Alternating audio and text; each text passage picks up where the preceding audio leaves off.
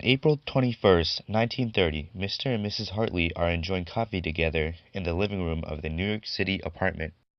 Why, isn't it a fine afternoon today, Dorothy? Is, John. It's finally beginning to feel a lot like spring now. Yes, I agree. Sooner or later, I'll be able to take my old Ford out to town for a stroll. Oh, John, you and that Ford of yours. Of course, Dorothy. My pa gave it to me right before the Roaring Twenties begun. The Roaring Twenties? What was that? Oh yes, I forgot. You were up in London during the 1920s. Well, Dorothy, since you asked, I'll explain. The Roaring Twenties was a period of great social, political, and technological change in the United States. But it was also a time of great conflict, disparity, because the changes were not accepted or experienced universally by all. During the 1920s, there was a massive urbanization from rural areas to urban ones. The immigrants included soldiers who were coming from World War I, farmers, and people in search for greater economic opportunities. As a result of this urbanization, industrial production doubled between 1913 and 1929 in the U.S. The stock market had also boomed, and investors increased their wealth by speculating on the market. The concentration of rich people to poor mattered in the first decades of the century. By 1929, the richest 1% of U.S. households owned about 34% of the nation's wealth.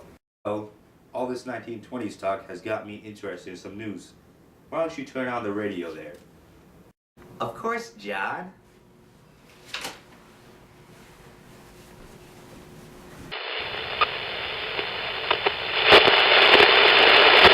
This just in on Automobile News.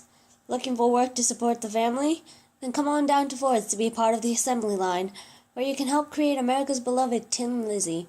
Thanks to Ford, General Motor, and Chrysler, you can be one of the 5 million people getting to work at dealerships, raw material manufacturing, service stations, and the gasoline industry. So hurry down to the suburbs, America. Hey there, you American citizen. Are you interested with a job in the advertising industry? That's right, within a few months you could be speaking in an ad just like this one. With companies making more new products day by day, we need a way to get their ideas out. You better hurry up now because our industry is expanding fast. In fact, since 1920 to 1929, people have been increasing their advertisement from $10.7 million to $37.5 million. Get a job now. Are you interested in buying a new, beautiful home in a nice, warm, tropical environment? Ever see palm trees sway in the wind as far as the eye can see? Well, your dream can come true today if you buy a house in the state of Florida. That's right. Right now, thousands of other Americans just like you are buying land in Florida. So buy now, they'll be gone quick. From the author that brought you Better Days and More Power to You comes the best-selling nonfiction book of 1925 and 1926, The Man Nobody Knows. Find out how Jesus Christ, the founder of modern business, picks 12 men that will create an organization which will win the world. Critics say this is Bruce Barton's best work yet. This book deserved the millions of copies it sold. It was revolutionary. And this book is responsible for the change of the Christian religion during the time period. Get your copy in the closest bookstore near you. Hello, America. This is Air Travel News on your radio. Today we'll be talking about Igor Sikorsky's new 14-passenger metal plane and other new inventions.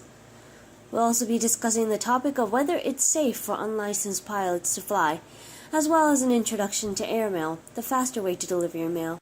And later we'll be interviewing our special guest, Charles Lindbergh, the man who flew from New York to Paris in 33 hours on May 22nd, 1927, and what he plans on doing with the $25,000 prize money.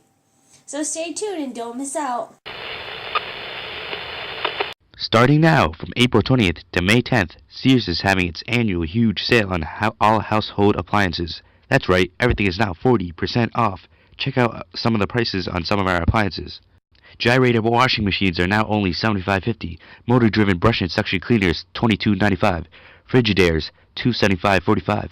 Electric sewing machines, $72.95. Radios are $60. Radio charger and batteries are $15.35.